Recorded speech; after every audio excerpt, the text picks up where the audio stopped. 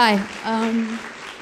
Hope this is loud enough. So yeah, I'm an artist, obviously, but I thought it might be horribly boring to just talk 20 slides about my work. So I chose to make it helplessly confusing and random.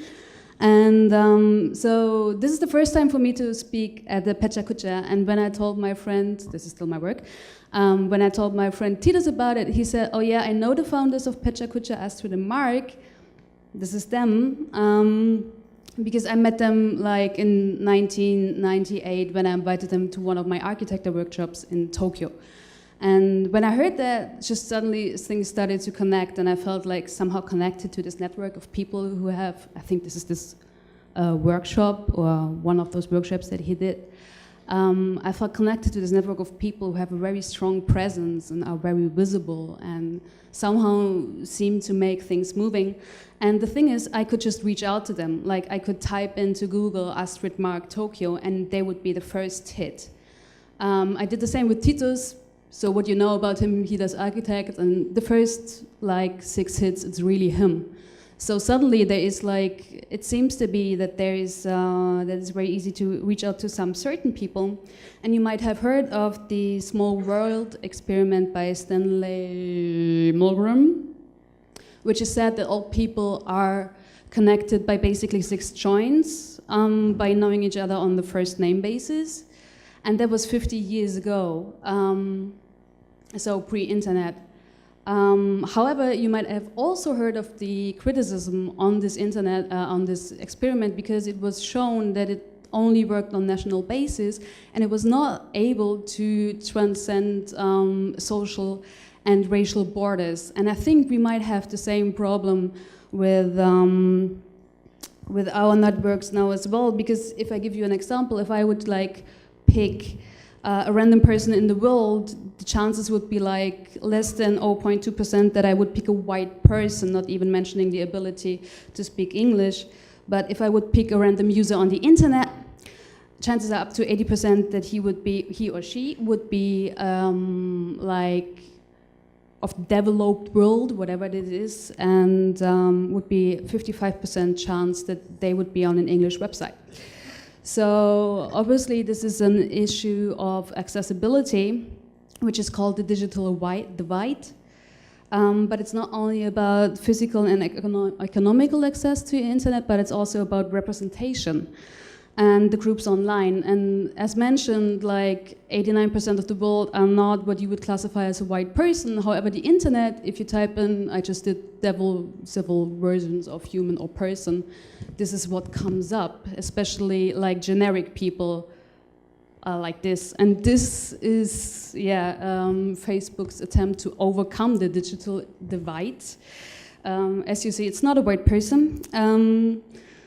And yeah, one of those factors, like what is shaping the internet is of course market interest. Like if we have this internet that is not representing everyone, the question is what kind of internet we are really using, what it is and what is shaping it. And this is Dundee according to Google, and it has these areas of interest, and this is basically registered businesses and review density. So I'm working a lot with ideas of space and of concepts of space, and especially when it comes to systematization of physical space, decentralization of means of digital representation, of authorship and of meaning of representation is very apparent. So this is a part in Seoul. Yeah, I did work in Seoul in Korea last year, which had a slum at the center, this is the slum. You can see it on the satellite, but you can't see it on the map view. It is not on any of the online maps, even though it is there longer than most of Gangnam. It has been there from the very beginning. And so what I did was I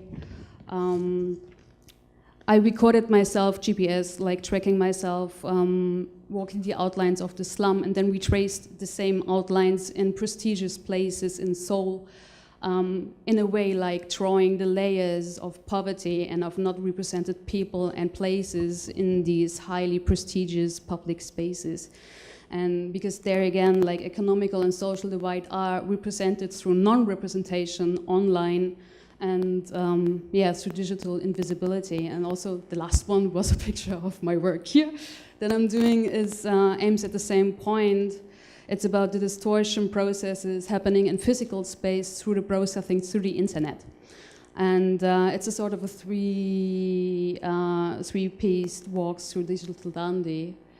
And I'm using again this walking approach. No, I'm too fast for my own slides.